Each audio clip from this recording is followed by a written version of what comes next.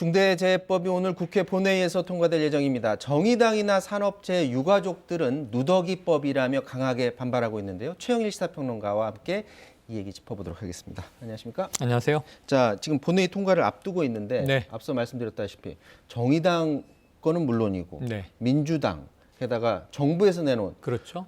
그것보다도 더 지금 뒤로 온 그런 안을 가지고 지금 본회의에 그 안이 네. 올라간 상태예요. 거기다 이제 국민의힘 입장도 이제 같이 있는 거죠. 네. 야당도. 그런데 말씀하신 대로 지금 올라간 안은 가장 후퇴한 안이라고 볼 수 있습니다. 네. 그 평균적으로 여러 가지 다른 것들을 이제 지금 나오고 있는데요. 네. 5인 미만 소상공인 원래 업체들은 없었던 거예요? 제외. 네. 예, 없었던 겁니다. 제외. 그런데 이제 저 범위가 가장 넓어요. 좀 이따 한번 짚어봐야 되고요. 대표이사 또는 안전담당 이사. 네. 대표이사를 처벌하든지 안전담당 관리자를 처벌하든지 또 1년 이상의 징역이거나 또는 10억 원 이하의 벌금 상한이 지금 제시돼 있죠. 그리고 이제 50인 미만 사업장은 3년을 유예합니다. 이 법이 오늘 통과되면요. 공포된 이후 1년 이후 시행되거든요. 사실은 한 4년 정도 이후에나 제대로 적용되는 법이 되겠습니다. 자, 좀 따져보면 저기 것 중에 대표이사 또는 안전담당 이사라고 했어요. 근데 원래 이 네. 법이 발의되면서 그 CEO한테도 벌을 네. 벌을 주도록 하면서 그러면 CEO가 본인이 이제 처벌받지 않기 위해서는 안전을 강화할 것이다라고 그렇죠. 했는데 저게 원래 밑이었는데 또는으로 바뀌어 예, 버리면 그러니까 대표이사와 저 안전담당 이사 네. 함께 처벌한다. 근데 빠져나갈 수 있는 구멍이 생긴 거 아니에요? 그렇죠. 또는이라고 하면 제가 보기에는 거의 대다수의 판결에서는 앞으로 네. 안전담당 이사, 안전담당 관리자가 처벌의 주대상이 될 가능성이 높고 여전히 그 기업주 혹은 대표이사 빠져나갈 구멍이 저 조항에 담겨 있습니다.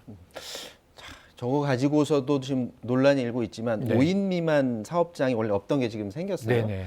저게 어떤 영세 사업자들의 네. 생각을 좀 이번에 저거는 좀 반영이 된 그렇죠. 아닌 거죠? 그게 반영이 된 거죠. 그러니까 이제 소상공인 입장에서 지금 이제 이 5인 미만 기업이면 4인 종업원을 이제 가지고 일을 하는 기업이잖아요. 네. 아주 작은 기업인데 소상공인의 지금 이 고통을 좀 배려할 것이냐 아니면 산업 안전에 관한 한 예외가 없다. 이게 가장 큰 논란이 되는 게 뭐냐면 정의당하고요. 지금 고 김용균 이 노동자의 어머니가 단식 농성 이추위하고 계셨는데 사람 목숨에 값이 있느냐 이렇게 질문을 했어요.